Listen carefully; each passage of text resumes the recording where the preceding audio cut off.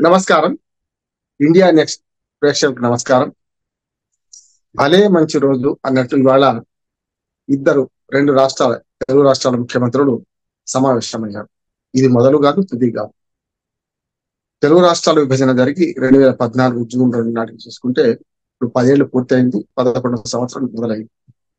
ఈ క్రమంలో గతంలో చంద్రబాబు నాయుడు గారు, మన కేసీఆర్ గారు గతంలో కూర్చున్న విభజన హామీల మీద, అట్లాగే విభజనలో ఉన్న సమస్యల మీద, ఆంధ్రప్రదేశ్ రాజధాని ప్రారంభోత్సవం ఏదైతే శంకుస్థాపన ఉన్నప్పుడు మోడీ గారితో పాటు ఇరు రాష్ట్రాల ముఖ్యమంత్రులు పాల్గొన్నారు. ఆ తర్వాత ఓటుకు నోటు కేసు తర్వాత కొంచెం విభేదాలు ఇచ్చి వ్యక్తులుగా దూరం అయ్యారు, వ్యవస్థగా కలిసి పనిచేశారు. ఆ తర్వాత జగన్మోహన్ రెడ్డి గారు ముఖ్యమంత్రి అయిన తర్వాత 2019 తర్వాత ఇప్పుడు కూడా కేసీఆర్ గారు, జగన్మోహన్ రెడ్డి గారు ప్రగతి భవన్ వేదికగా కలిశారు. ఇప్పుడు ఇవాళ ప్రజాభవన్ అంటున్నాం, ఆనాడు ప్రగతి భవన్ వేదికగా కలిశారు. ఇట్లా ఇరు రాష్ట్రాల ముఖ్యమంత్రులు మాట్లాడుకోవడంలో తప్పు లేదు, ఆహ్వానించదగ్గది. గతంలో ఇది జరిగింది ప్రయత్నం, కానీ ప్రయత్నాలు సఫలీకృతం కాలేదు. అంటే ఇందులో రెండు పీడమలు ఉన్నాయి. ఒకటేమో కేంద్ర ప్రభుత్వ సంస్థలు, కేంద్ర ప్రభుత్వం కొన్ని విషయాలలో జోక్యం చేసుకునే వీలుంది కనుక వాటి విషయంలో మాట్లాడాల్సి ఉన్నది. అధికారుల స్థాయిలో ఒకటి, రెండు రాష్ట్రాలు ఉభయ రాష్ట్రాల సమస్యలు ముఖ్యమంత్రుల స్థాయిలో కొన్ని పరిష్కరించాల్సి ఉన్నది. అందుకని ఇవాళ ఈ ముఖ్యమంత్రి రేవంత్ రెడ్డి గారు, ఆంధ్రప్రదేశ్ ముఖ్యమంత్రి చంద్రబాబు నాయుడు గారు ఇద్దరు కూర్చొని మాట్లాడడం అనేది ఆహ్వానించదగ్గది. కానీ ఇళ్ళకంగానే పండుగ కాదు. ఇప్పుడు కూడా ఇవాళ ప్రారంభమైంది మరొక ముందడుగు అంటున్నా. అంటే గతంలో 2-3 ముందడుగులు పడ్డాయి, కానీ ఎక్కడ వేసిన గొంగలు అక్కడే అయిపోయింది. చాలా విషయాలకు పరిష్కారం లభించలేదు. కానీ వాళ్ళ చంద్రబాబు నాయుడు గారు ఆంధ్రప్రదేశ్ ముఖ్యమంత్రి కాగానే వెంటనే తెలంగాణ ముఖ్యమంత్రికి లేఖ రాయడం, దానికి అనుకూలంగా తెలంగాణ మంత్రివర్గంతో సహా, ముఖ్యమంత్రితో సహా వారందరూ స్పందించడం, వెంటనే 2-3 రోజుల్లోనే ఆయన లేఖ రాసిన వారం రోజుల్లో పెట్టే ఈ సమావేశం ఏర్పాటు చేయడం, ఆనాటి ప్రగతి భవన్, ఈనాటి ప్రజావేదిక ప్రజా భవన్ ద్వారా ఆ చర్చలు ఇవాళ మొదలు కావడం చాలా మంచిది, ఆహ్వానించదగ్గది. ఇక్కడ వ్యక్తుల మాట చెప్పొద్దు. రెండు రాష్ట్రాల ముఖ్యమంత్రులు, తెలంగాణ రాష్ట్ర ముఖ్యమంత్రి, అట్లాగే ఆంధ్రప్రదేశ్ ముఖ్యమంత్రి, రెండు రాష్ట్రాల ప్రభుత్వాలు కూర్చున్నట్టు లెక్క. కానీ ఇంకొక లోపం నాకు అనిపించింది ఏంటంటే, ఇందులో కేంద్ర ప్రభుత్వ ప్రతినిధులు కూడా ఉంటే ఇంకా బాగుండేది. కానీ ఇది మొదలే కనుక అది కూడా తర్వాత అవుతాయి నేను అనుకుంటున్నాను. ఇక్కడ నిర్ణయాలు తీసుకోవడంలో నిర్ణయాలు ఏవైతే తీసుకున్నారో, ఇంతకు భట్టి విక్రమార్క గారు అఫీషియల్ గా నిర్ణయాలు ప్రకటించారు కనుక అంతవరకే మనం మాట్లాడుకుంటాం. ఇప్పటిదాకా చాలా రకరకాల ఊహాగానాలు, రకరకాల ప్రతిపాదనలు మీడియాలో చూస్తున్నాం. మనం కూడా 2-3 రోజుల నుంచి మాట్లాడుకుంటున్నాం ఏం అడుగుతారని. తమలపాకు తలుపు చెక్కలాగా, మేము ఇది అంటే మీరు అది అంటాం అనే రకంగా చాలా ఊహాగానం చెందాయి. అవన్నీ పక్కకు పెట్టి ఇవాళ స్పష్టంగా 9 అంశాల మీద ఇవాళ 3 కమిటీలు వేద్దాం అనుకున్నారు. 9 అంశాలు ఇవాళ ప్రకటించారు.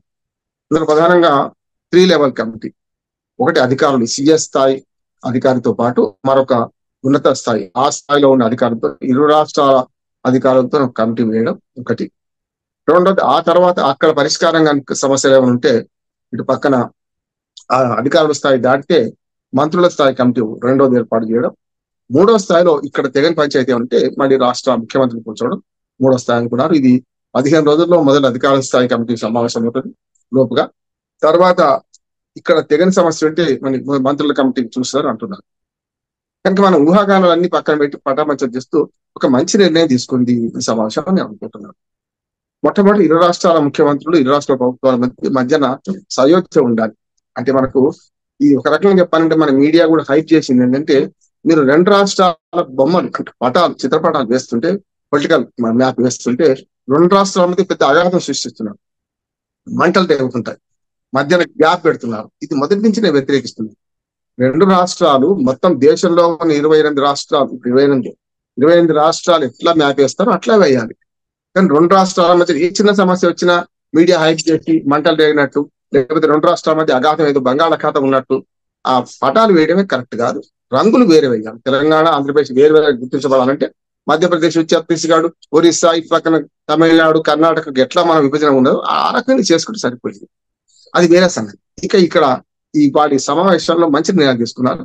మొదటి 3 కమిటీలు వేయడం, ఊహాగానాలకు పటాపంచలు చేస్తూ 7 మండలాలు అడుగుతారని, లేకపోతే విశాఖపట్నం ఉక్కు కర్మాగారంలో వాటా అడుగుతారని, తిరుపతిలో వాటా అడుగుతారని, తిరుమల దేవస్థానంలో వాటా అడుగుతారని, మొత్తం కోస్తా ఆంధ్రలో వాటా అడుగుతారని, ఏదైతే సముద్ర తీరాన్ని ఓటర్ ఎవరు అడుగుతారని బాట ఇవన్నీ అనవసరం చేశారు. కానీ వాస్తవంగా మనకు మహాభారతంలో కనిపించినట్టు 5 ఊళ్ళు ఇచ్చినా చాలన్నట్టు తెలంగాణ ప్రభుత్వం ఒక ప్రతిపాదన ఏం పెట్టిందంటే 2014 విభజన తర్వాత 2 జూన్ నాడు విభజన జరిగితే ప్రభుత్వం 8వ తారీఖు ప్రభుత్వం వచ్చింది, కేంద్ర ప్రభుత్వం మోడీ గారు గవర్నమెంట్. అప్పుడు వెంటనే ఆ మొదటి సెషన్ లోనే 7 మండలాలు ఇంక్లూడింగ్ భద్రాచలం మండలంలో తీసుకోవడం అనేది సరైనది కాదు అని ఒక విమర్శ ఉంది. కానీ ఆనాడు పరిస్థితి ఏంటంటే పోలవరం నిర్మాణం కావాలంటే నిర్వాసితుల సమస్య వస్తుంది. 2 రాష్ట్రాల మధ్య ఇప్పటికే ఒరిస్సా ఛత్తీస్గఢ్ రాష్ట్రాలతో కొంత కష్టం ఉన్నది. కనుక ఒకవేళ తెలంగాణ కూడా చేరితే అందులో వివాదంలో 3 రాష్ట్రాల 4 రాష్ట్రాల పంచాయతీ అవుతుందని చెప్పి ముంపు గ్రామాల సమస్య పరిష్కరించడానికి కాను ఆ 7 మండలాలు కలిపారని వాదన ఉన్నది. అది సరి అయింది. కానీ కొంతవరకు ఆ 7 మండలాల్లో భద్రాచలం పక్కనున్న 5 గ్రామాలు కలపడం. నేను నిన్న దాకా భద్రాచలంలో ఉన్నాను. మేము ఒక మీటింగ్కి వెళ్తుంటే 1 కిలోమీటర్ పోగానే భద్రాచలం ఊరు దాటగానే ఆంధ్రప్రదేశ్ వచ్చింది అన్న. మళ్ళీ మీ కాలేజ్ ఎక్కడుందా అంటే సార్ తెలంగాణలో ఉంది అని. ఇంకో కిలోమీటర్ పోగానే మళ్ళీ తెలంగాణకు వచ్చేసింది సార్. దీనికి కారణం ఏంటంటే మండలాల నుంచి గ్రామాలు తీసినప్పుడు భద్రాచలం గ్రామాన్ని మాత్రమే పక్కన పెట్టి మిగతా అన్ని కలిపేశాం. 5 గ్రామాలు, పురుషోత్తపట్నం కావచ్చు, గుండాల కావచ్చు, పిచ్చుకలపాడు కావచ్చు, మనకు ఈ మిగతా గ్రామాలు ఏవైతున్నాయో 5 గ్రామాలను ఆంధ్రప్రదేశ్ లో కలపడం అనేది అభ్యంతరకరం అని చెప్పారు. ఇవాళ ప్రతిపాదన అదే వచ్చింది. దానిలో ఒక రకంగా ఏకాభిప్రాయానికి వచ్చినట్టే లెక్క. బయటకు చెప్పకపోయినా ఈ 5 గ్రామాలు తెలంగాణలో కలపడానికి ఆంధ్రప్రదేశ్కి ఎలాంటి అభ్యంతరం లేదు.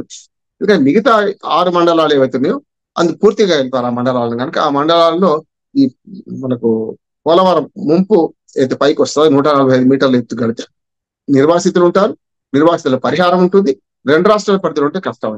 ఈ 5 గ్రామాల సమస్య ఎందుకు వచ్చిందంటే 5 గ్రామాల్లో ముఖ్యంగా పురుషోత్తంపట్నం గ్రామంలో శ్రీరామచంద్రుని ఆస్తు అంటే వారి దేవస్థానం భూములు ఉన్నాయి. ఆ భూములు ఆంధ్రప్రదేశ్ లో, తెలంగాణ పడేమో దేవాలయం. కనుక దేవాలయం భూములు ఉన్న పురుషోత్తంపట్నంతో సహా ఆ పక్కన 5 గ్రామాలు కూడా కలిపేస్తే తెలంగాణలో అప్పుడు సాధ్యమవుతాను. ఒక రకంగా చెప్పాలంటే స్థూలంగా బయటకు చెప్పలేదు, అంగీకారానికి వచ్చినట్టే లెక్క కేంద్ర ప్రభుత్వానికి లేఖ రాస్తారనేది ఒక నిర్ణయానికి వచ్చారు. మనకు తెలుగులో సామెత ఉన్నది, కూట్లో రాయి తీస్తే ఏట్లో రాయి తర్వాత తీర్చారు. ఇప్పుడు కూట్లో రాయి లాంటి సమస్యలు 3-4 ఉన్నాయి. ఒకటి ఉద్యోగుల విభజన, ఇప్పటికే కొంతవరకు కష్టపడుతున్నారు. అక్కడ ఇక్కడ 4th క్లాస్ ఎంప్లాయీస్ తో సహా అక్కడ ఇక్కడ ఉద్యోగాలు చేసుకునే వాళ్ళు ఉన్నారు. అంతేందుకు హోంగార్డుల కమిటీ సమావేశం మన జరుగుతున్న అత్యధిక దృష్టిని వెళ్ళారు. తెలంగాణలో పనిచేస్తున్న ఆంధ్రప్రదేశ్ చెందిన చాలా మంది హోంగార్డుల జీతభత్యాల సంస్థలు చాలా కష్టం అవుతుంది, ఎవరు ఇవ్వాలని. ఇట్లాంటివన్నీ కూడా కూట్లో రాయలాంటివి. వీటిని తీర్చడానికి అధికారుల స్థాయి సరిపోతుంది.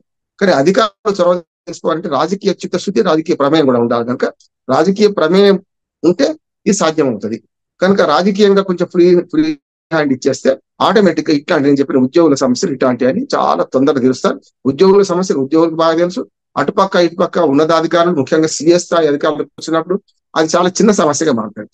అంటే నిర్ణయం తీసుకోవడం ఈజీ. కనుక ఇట్లాంటివి అధికారుల స్థాయిలో జరుగుతాయి. ప్రధానంగా రెండవది ఏంటంటే ఇప్పుడు ఏదైతే బకాయిలు ఇటుపక్క అటుపక్క బకాయిలు, విద్యుత్ బకాయిల గురించి మాట్లాడుతున్నారు. 7,000 కోట్ల రూపాయలేమో తెలంగాణ నుంచి మాకు రావాల్సిందే అని ఆంధ్రప్రదేశ్ వాదిస్తుంది. ఆంధ్రప్రదేశ్ నుంచి మాకు 21,000 కోట్ల రూపాయలు రావాలని వీళ్ళు వాదిస్తున్నారు. ఆ బకాయిలు పట్టుకొని ఇచ్చేయమంటున్నారు. దీనికి ప్రధాన కారణం ఏంటంటే నేను మొత్తం గోదావరి పరిహార ప్రాంతంలో విభజన చట్టం చదివిన వాడిని, తిరిగిన వాడిని. కనుక మనకు అక్కడ ఏమొస్తుందంటే మనకు ఈ విద్యుత్ బకాయిలు ఎక్కడి నుంచి వచ్చినాయి? 7 మండలాలు అటు మారడం వల్ల సీలేరు పవర్ ప్రాజెక్టు ఆంధ్రకి వెళ్ళిపోయింది. కనుక సీలేరు నుంచి విద్యుత్ కొంత తీసుకున్నాం కనుక ఆ బకాయిలు కావాలని ఆంధ్రప్రదేశ్ ప్రభుత్వం కోరుతుంది, సమంజసం. అట్లాగే ఇటుపక్క మనకు ఇక్కడ విద్యుత్ ప్రాజెక్టుల ద్వారా అప్పటి ఆంధ్రప్రదేశ్ చీకటి కాకుండా అటు పక్కన కూడా సప్లై చేశారు కదా కరెంటు, దాని బకాయిలు రావాలని వీళ్ళు కోరుతున్నారు. ఇది పెద్ద సమస్య కదా. నిజంగా అధికారుల మధ్యన విద్యుత్ అధికారులు కూర్చుంటే ఇటుపక్క అటుపక్క తేలిపోతుంది. ఎవరికైనా ప్రభుత్వాల మధ్యన డబ్బు మార్పిడి కదా. ఎవరికి వ్యక్తిగతంగా చంద్రబాబు నాయుడు రేవంత్ రెడ్డి గారు చంద్రబాబు నాయుడు ఇచ్చేది లేదు కదా. కనుక ప్రభుత్వాల మధ్య కనుక ఇవి డబ్బులు అడ్జస్ట్ చేసుకోవడం పెద్ద సమస్య కాదు. ఇవాళ లక్షల కోట్ల రూపాయల బడ్జెట్ లో 7,000 కోట్ల రూపాయలు, 20,000 కోట్ల రూపాయలు పెద్ద లెక్క కాదు. చేసుకుంటే కానీ అసలు సమస్య మనసుంటే మార్గం ఉంటుంది అన్నట్టు వీళ్ళు చేయాల్సిన పని ఏంటంటే కృష్ణా జలాల సమస్య. అందుకని వాళ్ళు ఏం చేశారంటే మొదలే బండరాయిని ఎత్తుకోలేదు, చిన్న చిన్న సమస్యల పరిష్కారానికి ఏం చేద్దామని తమ పరిధిలో ఉన్నంత వరకు మాట్లాడారు. అందుకని నేను మొదలే చెప్పాను, కేంద్ర ప్రభుత్వ ప్రతినిధులను కూడా ఇందులో భాగస్వామ్యం చేస్తే మంత్రులు కానీ వాళ్ళని కానీ అప్పుడు ఏమవుతుందంటే ముఖ్యంగా జలవనరుల శాఖ మంత్రులు ఉన్నాడు, వారిని భాగస్వామ్యం చేయాలి. ఎందుకంటే కృష్ణా జలాల లో వాటా అనేది గతంలో 290 టీఎంసీలకు ఒప్పుకున్నారు. మొత్తం 811 టీఎంసీలో మరి 200 టీఎంసీ 90 టీఎంసీలకు ఒప్పుకోవడం కేసీఆర్ గారు తప్పు చేశారని ప్రతిపక్షాలు విమర్శించింది. దాని ప్రతిగా మాకు సగం కనీసం 50% కావాలని చెప్పి సుప్రీంకోర్టు కేసు వేశారు. జలవనరుల శాఖ మంత్రి కేసీఆర్ గారిని ముఖ్యంగా రాష్ట్ర ప్రభుత్వం అప్పటి ముఖ్యమంత్రి రాష్ట్ర ప్రభుత్వాన్ని అడిగినప్పుడు వారు సుప్రీంకోర్టులో కేసు విత్డ్రా చేసుకుంటే మేము పరిష్కరిస్తామన్నారు. ఆ ప్రకారం కేంద్ర ప్రభుత్వం హామీ ఇచ్చిన ప్రకారం అక్కడ సుప్రీంకోర్టు కేసును విత్డ్రా చేసుకున్నారు.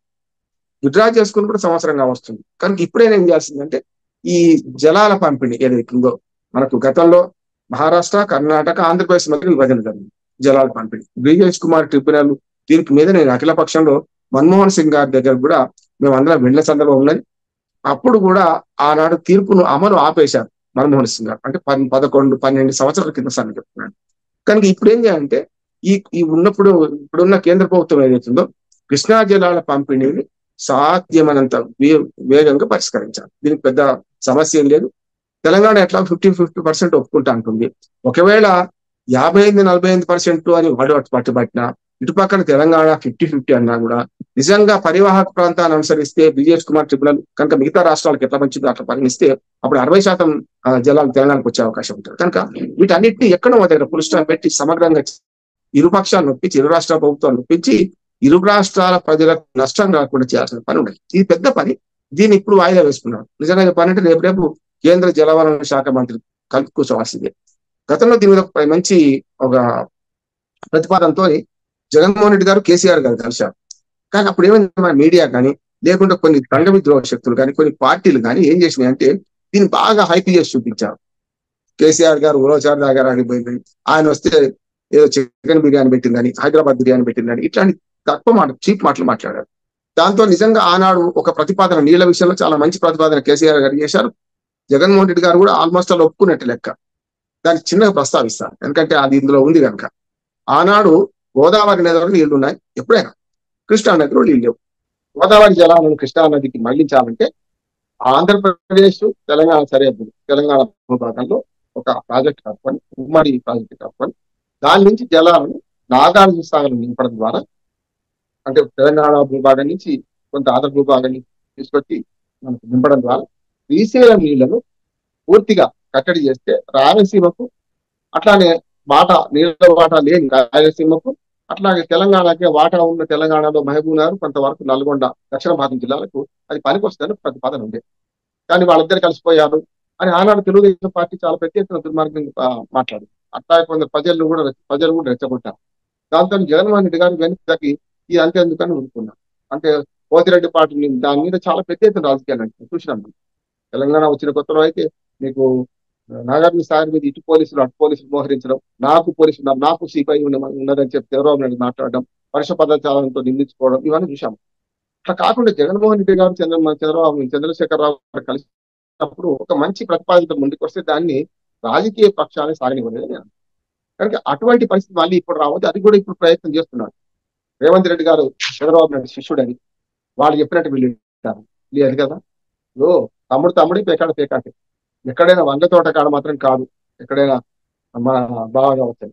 అట్లా ఈ రెండు రాష్ట్ర ప్రభుత్వాలు తమ రాష్ట్ర ప్రయోజనాలు రక్షించుకోవడంలో తప్పనిసరి ముందుంటాయి. ఎక్కడ చిన్న పొరపాటు జరిగినా వ్యతిరేకించడానికి ప్రతిపక్షాలు ఉన్నాయి కదా. రేవంత్ రెడ్డి ఒక్క అడుగు తగ్గినా ఇక్కడ టీఆర్ఎస్ బీఆర్ఎస్ బీజేపీ ఊరుకోదు. అక్కడ చంద్రబాబు నాయుడు గారు ఒక్క అడుగు తగ్గినా అటుపక్కన వైసీపీ ఊరుకోదు. ఇట్లా ఈ రకంగా ఒత్తిడిలో ఉంటాయి కనుక. ఇంకోటి, చంద్రబాబు నాయుడు అనుభవజ్ఞుడు, 45 ఏళ్ళ రాజకీయము, దాంతోపాటు ఉమ్మడి రాష్ట్రానికి 2 సార్లు ముఖ్యమంత్రి పనిచేసిన వాడు కనుక ఆ రకంగా చూస్తుంటే 2 కళ్ళ సిద్ధాంతాన్ని పాటించిన వాడు కనుక చంద్రబాబు నాయుడు గారు తెలంగాణ ఆంధ్రప్రదేశ్ 2 రకాలుగా ప్రాతినిధ్యం వహిస్తున్నట్టు లెక్క. అంటే సంయమనంతో స్థితప్రజ్ఞతో రేవంత్ రెడ్డి గారి కంటే ఉన్నతంగా ఆలోచించడానికి అవకాశం ఎక్కువ ఉంది. రేవంత్ రెడ్డి గారికి లేదని కాదు. రేవంత్ రెడ్డి గారు ఒక రాష్ట్ర ముఖ్యమంత్రిగా ఇప్పుడే కొత్తగా తెలంగాణ ముఖ్యమంత్రిగా వచ్చారు. కానీ ఆయన ఉమ్మడి రాష్ట్రానికి చేశారు, ప్రత్యేక రాష్ట్రానికి చేశారు, విభజిత రాష్ట్రానికి చేశారు, మళ్ళీ రెండోసారి విభజిత రాష్ట్రానికి ముఖ్యమంత్రి అయ్యారు. కనుక ఈ సమయమును ముఖ్యంగా చంద్రబాబు నాయుడు గారు చంద్రబాబు నాయుడు గారు ఈ ప్రయత్నం చేయొచ్చని నేను అనుకుంటున్నాను. రెండోది ఏంటంటే, కేంద్ర ప్రభుత్వం జోక్యం చేసుకునే ఏదైతే వివిధ సంస్థలు ఉన్నాయో వాటిల్లో నదీ జలాల పంపిణీలో కేంద్ర ప్రభుత్వ సంస్థలు ఏర్పాటులో కూడా ఒక సమయంలో పాటించడానికి కేంద్ర ప్రభుత్వాన్ని కూడా ఇందులో భాగస్వామ్యం చేసే చర్చలో ఈ ఉన్నత స్థాయి సమావేశం వచ్చే కల్లా ఇవి పూర్తయితే నేను అనుకుంటున్నాను. ఒకటి. రెండోది ఏంటంటే మధ్యస్థంగా ఉన్నాయి. ఉదాహరణకు రెండు రాష్ట్రాల మధ్య ఇది మాట్లాడింది కానీ ఇవి రెండు రాష్ట్రాలు చేసుకోవాల్సింది. కేంద్ర ప్రభుత్వంలోకి అవసరం లేదు. అట్లానే ఉద్యోగుల పంపిణీ కానీ ఉద్యోగుల విభజన కానీ ఇట్లాంటి ఏవైతే సమస్యలు ఉన్నాయో అధికారుల స్థాయి మంత్రుల స్థాయిలో పరిష్కారం కావాల్సింది ఈజీగా అయిపోతే నేను అనుకుంటున్నాను. ఇక గ్రామాల విలీనము గ్రామాల మళ్ళీ కానీ దానికి వాళ్ళ కేంద్ర ప్రభుత్వమే బాధ్యత వహించాలి. అందుకని కేంద్ర ప్రభుత్వానికి ఒక లెటర్ రాలేదు. ఏమనంటే విభజన చట్టాన్ని చాలా క్రిటికల్ చేసింది మన రాజకీయ పార్టీనే. నేను మొదటి చెప్తున్నాను, భారత రాజ్యాంగాన్ని రచించినప్పుడు ఏదైతే డ్రాఫ్టింగ్ కమిటీ చైర్మన్ అంబేద్కర్ గారు ఉన్నారో ఆర్టికల్ 1, 2, 3 వర్షం 1 అనేది రాజ్యాంగం నిర్వచించడం, 2, 3 ద్వారా 3వ ఆర్టికల్ ద్వారా రాష్ట్రాల విభజన ఎంత సులభతరమైందంటే పార్లమెంట్ లో ఓన్లీ కోరం నిండిన దానిలో సగం మంది ఆమోదిస్తే అంటే 55 మంది ఉంటే కోరం పార్లమెంట్ లో 543 మంది సభ్యులు కనుక అందులో మంది 27 మంది ఆమోదిస్తే 28 మంది ఆమోదిస్తే అయిపోతుంది. అటువంటి దాన్ని రాష్ట్ర విభజన దేశ విభజన పరిస్థితి తీసుకొచ్చి దానంతా హైప్ క్రియేట్ చేసి సరే రాజకీయంగా అప్పుడు పరిస్థితులు అట్లా ఉన్నాయి. ఇప్పుడు పెద్ద సమస్య కాదు. 7 మండలాల విలీనం ఎంత సులభంగా జరిగిందో ఇవాళ 5 గ్రామాలను తెలంగాణలో కలపడం అంత సులభంగానే జరుగుతుంది నేను అనుకుంటున్నాను. ఇరు రాష్ట్ర ప్రభుత్వాలు ఆల్మోస్ట్ దీన్ని అంగీకారానికి వచ్చినట్టే లెక్క. కనుక ఇది ఎంత వేగవంతంగా జరిగితే అంత ముందడుగు పడే అవకాశం ఉంది. చివరికి ఒక మాట చెప్పిస్తాను. ఇవాళ ఇది తొలి అడుగు మాత్రమే. 2 రాష్ట్రాల ముఖ్యమంత్రులు కూర్చున్నారు. చాలా సుహృద్భావంలో 2 గంటల సుమారు 2 గంటల నుంచి 2 గంటల వరకు చర్చ జరిగింది. డిన్నర్ మీటింగ్ తో ముగిసింది. ఇక జరగాల్సింది వాట్ నెక్స్ట్. మన ఇన్స్టాంట్ లో మన టీవీ పేరే కనుక ఇండియా నెక్స్ట్ లాగానే వాట్ నెక్స్ట్ అంటే 3 జరగాలి. ఒకటి, వెంటనే అధికారుల కమిటీ ఏర్పాటు చేయాలి. చిన్న చిన్న సమస్యలన్నీ నేను ఇంతకుముందు కూటరాయితో పోల్చాను కదా, అవి పరిష్కరించాలి. నెంబర్ 1. నెంబర్ 2 ఏంటంటే మంత్రుల స్థాయి సమావేశం కూడా జరగాలి. అప్పుడు కేంద్ర ప్రభుత్వాన్ని విజ్ఞప్తి చేయడం ఏంటంటే ఇమీడియట్ ఈ 5 గ్రామాలు 5 ఊళ్ళు ఇచ్చిన చాలను భారతంలో సంధి పర్వంలో ఎట్లా వస్తుందో మనకు రాయబార పర్వంలో 5 ఊళ్ళను వీలైన తొందరగా మార్చే అవకాశం ఉంది. 7 మండలాలు అడగడం లేదు. అట్లానే షీలా బీడే కమిటీ ఒకటి ఉంది. షీలా బీడే కమిటీ ఏదైతే ఉందో ఆ కమిటీ కథంలో రిపోర్ట్ ఇచ్చింది. ఏమనంటే భౌతికంగా ఏ ప్రాంతంలో ఏ రాష్ట్రంలో ఉన్న ఆస్తులు ఆ రాష్ట్రంలో ఉంచితే సరిపోతుంది, అనవసరంగా వాటాలు అడగడం కరెక్ట్ కాదని ఆ అభిప్రాయంతో నేను పూర్తిగా ఏకీపిస్తున్నాను. ఎందుకంటే ఇప్పుడు తమలపాకు తలుపు చెక్కలుగా అక్కడ ఆస్తులు మీరు అడిగితే ఇక్కడ ఆస్తులు మేము అడుగుతామనే పరిస్థితి. కనుక ఏదో ఒక చేయొచ్చు. ఉదాహరణకు ఆంధ్రప్రదేశ్ భవన్ పంచుకున్నాం ఢిల్లీలో, అది కూడా కరెక్ట్ గా ఆంధ్రప్రదేశ్ భవనం అనేది అంతకుముందు హైదరాబాద్ స్టేట్ భవనం అని. కనుక అటువంటిది జరిగింది. అట్లా ఇక్కడ కూడా ఒక 3 భవనాలు అడుగుతున్నారు ఆంధ్రప్రదేశ్ వాళ్ళు.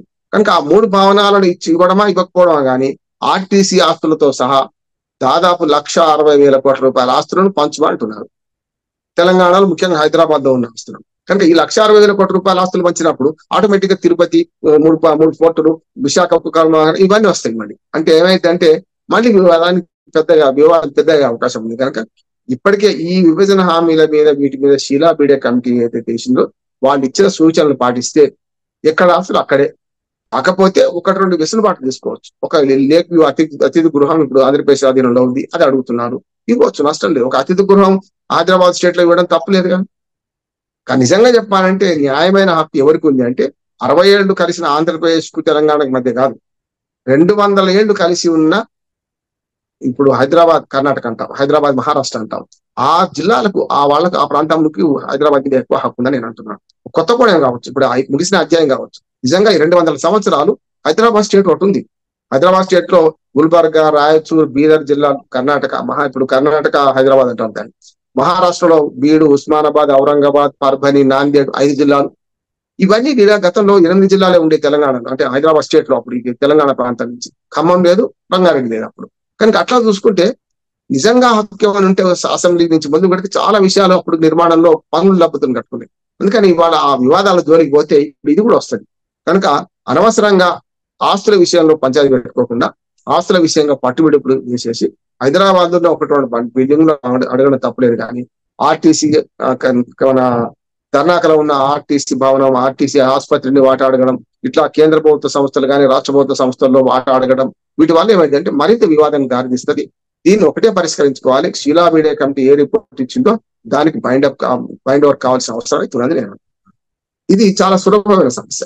ఇక రాజకీయ చిత్తశుద్ధి అంటే ఇప్పుడైనా సరే భేషజాలకుండా రెండు రాష్ట్ర ప్రభుత్వాలు, రెండు రాష్ట్రాల ముఖ్యమంత్రులు, ఎవరు పెద్ద ఎవరు చిన్న కాదు, ఒకరు శిష్యుడు ఒకరు గురువు కాదు, ఇద్దరు రెండు రాష్ట్రాల ముఖ్యమంత్రులు. ఎవరైనా సరే కొడుకు తండ్రి ఉన్నా సరే ఇదే పాటించాలి. ప్రభుత్వాలు శాశ్వతం, పార్టీలు శాశ్వతం కాదు. పార్టీలు ఎప్పుడు ఉంటాయి పోతాయి, కానీ ప్రభుత్వాలు శాశ్వతంగా చూస్తున్నాం కదా. ఓడలు బళ్ళైనాయి, బళ్ళు ఓళ్ళైనాయి. వాళ్ళు కళ్ళు కానీ కట్టించుకున్న భవనాల్లో వాళ్ళు రాజ్యం చేస్తలేరు, వేరే వాళ్ళు వచ్చి కూర్చున్నారు. ప్రజాస్వామ్యం ఫ్లేవరే అది. రాజకీయాల్లో ఖచ్చితంగా చరిత్ర నిర్మాతలు ప్రజలే. ఎవరికి ఏ స్థానం ఇవ్వాలి, ఎవరు ఎక్కడ కూర్చుని పెట్టాలని ప్రజలు నిర్ణయిస్తారు. కనుక ఇవాళ చారిత్రక అవసరంగా ముందుకొచ్చిన ఈ విభజన హామీలను సాధించుకోవడంలో తమిళనాడు రాజకీయాలు మనం చేయాల్సిన అవసరం ఉంది. విభజన హామీలు ఉమ్మడిగా కేంద్ర ప్రభుత్వం నుంచి రావాల్సినవి. తెలంగాణలో ఒక 5 హామీలు ఉన్నాయి. ఆంధ్రప్రదేశ్ లో పోలవరం, అమరావతి నుంచి మొదలుపెట్టి మనకు కడప ఉక్కు కర్మాగారం, ఇట్లా ఆ హామీలు ఉన్నాయి. పోర్టుల వృద్ధి, పోర్టుల ఆధునీకరణ, అట్లానే ఇక్కడ మన గిరిజన విశ్వవిద్యాలయం ఏర్పాటు పూర్తి కావాలి. అక్కడ కూడా అంటే ఇట్లా కానీ చూసుకుంటే మనకు ఈ ఏదైతే ఈ ఆస్తుల గొడవ ఉందో దానికంటే ముఖ్యం తమిళనాడు వాళ్ళు ఎప్పుడైతే అన్ని రాజకీయ పార్టీలు కేంద్ర ప్రభుత్వంతో ఎప్పుడు తమ ప్రయోజనాలు కొట్లాడతారు, ఇరు రాష్ట్రాల ముఖ్యమంత్రులు, ఇరు రాష్ట్రాల మంత్రులు, ఇరు రాష్ట్రాల ప్రజలు కూడా కేంద్ర ప్రభుత్వంతో రావాల్సిన విషయంలో సంఘీభావం ఉండాలి. వీళ్ళ మధ్య రాజకీయ పోరాటం ఎంత ఉండొచ్చు, రాజకీయ ఓటు బ్యాంక్ రాజకీయాలు ఉండొచ్చు, కానీ కేంద్ర ప్రభుత్వం నుంచి రెండు తెలుగు రాష్ట్రాలకు రావాల్సిన ఏ అంశాలు ఉన్నాయి అవన్నింటినీ కూడా కూలంకషంగా చర్చించాలి. అక్కడి నుంచి రాబట్టుకునే ప్రయత్నం చేయాలి. దానిలో ఏకం కావాలి. ఒక సామెత ఉంది మహాభారతంలో, పాండవులు కౌరవులు వేరు వేరు కానీ కురువంశం అంటారు. కనుక పాండవులు కౌరవులు పరస్పరం కొట్లాడుకున్నా ఎవరైనా పరాయి వాడు మన దేశం మీదకి వచ్చినా మన చేస్తే మనం అందరు 105 అంటారు. అంటే కర్నూలు లెక్క తీసుకోవాలి. అప్పుడు 105 అవుతామని అంటారు ధర్మం. అందుకని నేను ఏమంటున్నాను అంటే ఆ విదుర నీతిని మనం పాటించాలి. విదుర నీతి భారతంలో మంచిది. అట్లా కుటిల నీతి ఒకటి ఉన్నది. కుటిల నీతి పాటించే విదుర నీతి పాటించి మనం ఇవాళ ఈ ఉభయ రాష్ట్రాల్లో ఉన్న సమస్యలు పరిష్కరించుకోవడానికి ఇది పెద్ద సమస్య కాదు. దేశ విభజన జరిగినప్పుడు పాకిస్తాన్ ఇండియా మధ్యన జీలం నదీ జలాలనే ఒక్క రక్తపు చుక్క చిందకుండా మనం దాన్ని కాపాడుకున్నాం. ఇవాటికి కూడా ఈ రెండు రాష్ట్రాల్లో, రెండు దేశాల మధ్య ఈ జీలం నదీ జలాల విషయంలో ఎట్లా పొరపచ్చాలు లేవు. దేశాల మధ్య నీటి విభజన జరిగినప్పుడు మన కృష్ణా జలాలు అయితేంది, గోదావరి జలాలు అయితేంది, వీటి సమస్య లేదు కదా.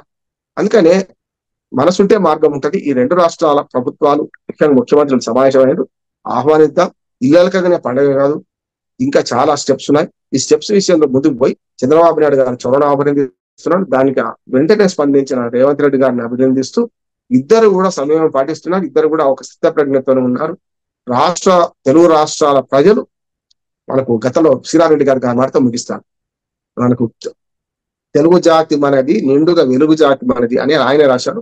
ఆయన బతుకున్నప్పుడే తెలంగాణ రాష్ట్రం వచ్చినప్పుడు ఆయన రెండో మాట కూడా రాశారు. ఏమనంటే మన రెండుగా వెలుగు జాతి మనది అన్నారు. అంటే మనకు వచ్చారన్నా వచ్చిండన్నా వరాల తెలుగు ఒకటేనన్నా అని కూడా ఆయన రాశారు. అట్లా మనం ఇవాళ ప్రజలుగా రాజకీయంగా నాకైతే ఎప్పుడు అనిపించదు ఒక రాజకీయంగా గీత పడ్డది, కానీ ప్రజల మధ్య సఖ్యత ఉంది, బంధుత్వాలు ఉన్నాయి. ఎక్కడైనా భారత రాజ్యాంగ ప్రకారం ఎవరైనా ఎక్కడైనా బతకొచ్చు. కనుక హైదరాబాద్ విశ్వనగరంగా అభివృద్ధి చెందాలి. అమరావతి అట్లానే ఆంధ్రప్రదేశ్ లో ఇంతకంటే అభివృద్ధి కావాలి. ఈ రెండు రాష్ట్రాలు సఖ్యతగా ఉంటే రెండు తెలుగు రాష్ట్రాల జాతీయ ఆదాయం ఇవాళ చూసుకుంటే మనకు పెద్ద ఎత్తున దేశ జీడిపిలో మనం కూడా భాగస్వామ్యంలో, పన్నుల వాటాలు మనం కూడా దేశానికి ఉన్నాం. ఆ రకంగా తెలుగు వారు ఎక్కడున్నా కలిసి ఉండాలి. రాష్ట్రాలుగా విడిపోయినా ప్రజలుగా కలిసి ఉందామని ఆశిస్తూ వాటి భేటీ మరొక ముందడుగు కావాలని ఆశిస్తూ ముగిస్తున్నాను. నమస్కారం.